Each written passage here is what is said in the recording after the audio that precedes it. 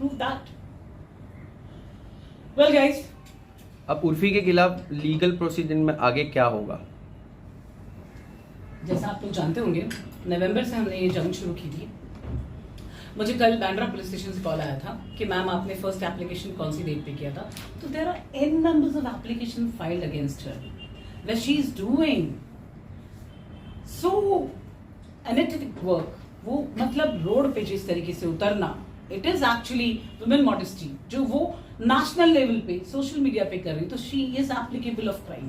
She is actually showing nudity. उसके बाद में जब उसने गालियों से नवाजा, चीजों को गलत तरीके से बताया, then again she has done women modesty on the individual person, which is remarkable. That person is me, and for you, Ms. Urfi Javed, the world is not enough.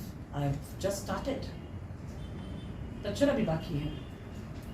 Legally क्या आगे प्रोसीजिंग होगा? आपने case file किया, private case file किया? Private case के लिए मैं नहीं प्रोसीड करूंगी। I believe in judicial, I believe in IPC sections. तो अगर पुलिस स्टेशन में जिन ऑफिसर्स को ड्यूटी दी गई है कि एवरी इंडिविजुअल एप्लीकेशन के ऊपर एक ऑफिसर अपॉइंट होता है, ऑफिसर का काम होता है एफआईआर करना, वो उसका काम है, वो करेगा। मैंने आरटीआई फाइल किया है कि उन्होंने उस एप्लीकेशन पे क्या कार्रवाई की है, वो जवाब दे दे मुझे, या वो लिखित में दे दे। हमने साइबर क्राइम को भी कंप्लेंट दी है। अब जहां तक मैं कुछ अच्छे लोगों के बारे में बताऊं तो उर्फी जावेद का ट्विटर अकाउंट भी शायद बैन हुआ है। क्यों? क्योंकि चीजें जो न्यूडिटी कहीं दिखती है which is against to the any social media platform, it can be, it actually called a soft nudity. जो वो porn दिखा रही है, that's actually called soft nudity. Wearing nothing on body, चांदी का वर्क जैसी चीज इस्तेमाल करना। कल किसी ने मुझे कुछ भेजा which is only horns, and you know, उसने मुझे एक लाइन कैप्शनाइज करके भेजी है जहां पर उसने ये बताया है। अब मैं ऐसी चीजों को बताऊंगी तो वो कहती है कि मैं अभी तक मुस्लिम्स को प्रोवोक कर रही थी कि वो उसके ऊपर ध्यान दे।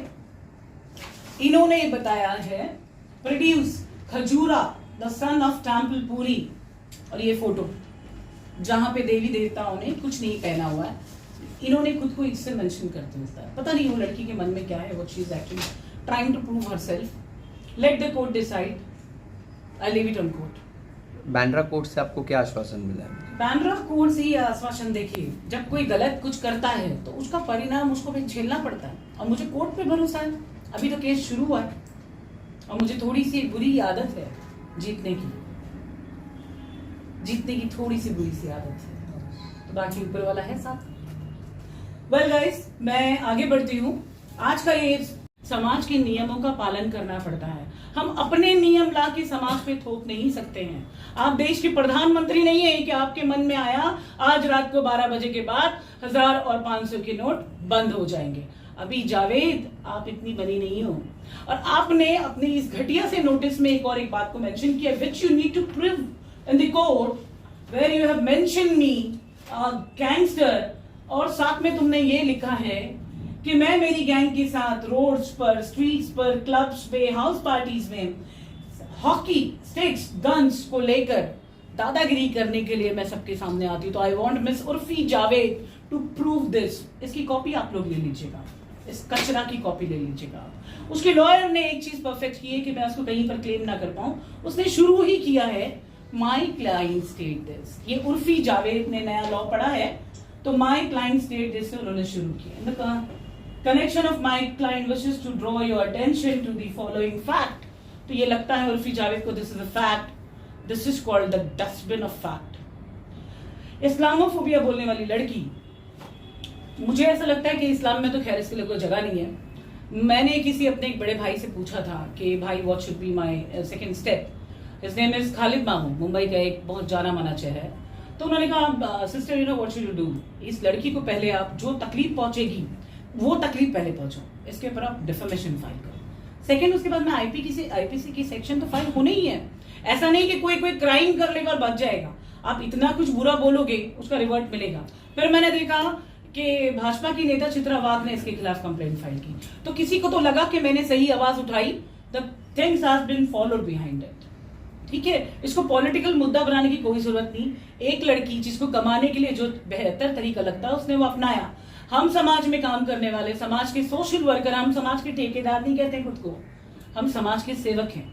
हमारा काम है समाज की गंदगी साफ करना, जो गंदे काम हो रहे हैं उनको रोकना। मैंने तो मैं गिनती नहीं बता सकती हूँ कि मैंने कितने बार डांसर्स को, प्रोस्टिट्यूशन का काम करने वाली औरतों को उस फील्ड से निकाल के अच्छी फील्ड में डाला है, उनको कमाना सिखाया है। That's my provision of work. और अगर कोई लड़की मुझे गून बोलती है या गैंगस्टर बोलती है तो she needs to prove that. Well guys, अब उर्फी के खिलाफ लीगल प्रोसीजर में आगे क्या होगा? जैसा आप लोग जानते होंगे, नवंबर से हमने ये जंग शुरू की थी। मुझे कल बैंड्रा पुलिस स्टेशन से कॉल आया था कि मैम आपने फर्स्ट एप्लीकेशन कौन सी डेट पे किया था? तो there are n numbers of application filed against her where she is doing so analytic work